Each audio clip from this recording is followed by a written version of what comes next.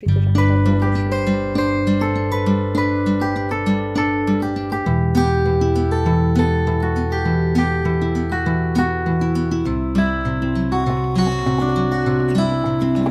রসুন দিয়ে সিদ্ধ করে নেব প্রথমে 20 মিনিটের মতো সিদ্ধ করে নেব।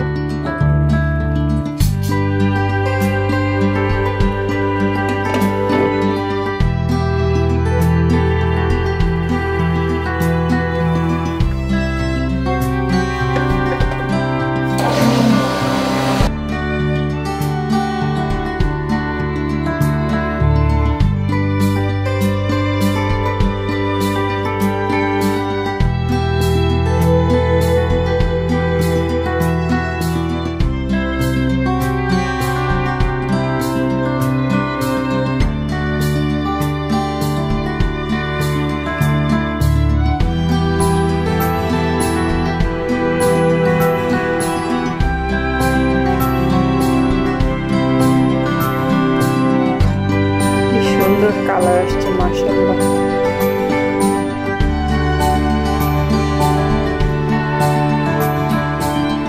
তার মানে এখনো কয়েক মিনিট হবে। এটা আমি 25 মিনিট মতো জাল করার পরে এখন একদম ঘন হয়ে গেছে।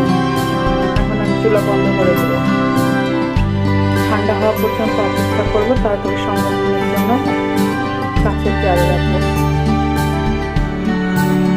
বুঝবেন এটা পারফেক্ট হয়েছে কিনা, এই দেখুন সসটা পারফেক্ট হয়েছে, এর ভিতরে কোনো পানি নেই, দুটোর কালার সেম। 3 কেজি টমেটো থেকে এই সস, আলহামদুলিল্লাহ টেস্টও হয়েছে। এটা 6 মাস পর্যন্ত নর্মাল ফ্রিজে সংরক্ষণ করা যাবে। এর চাইতে বেশি সময় যদি কেউ রাখতে চান তাহলে ডিপ ফ্রিজে রাখতে হবে অবশ্যই।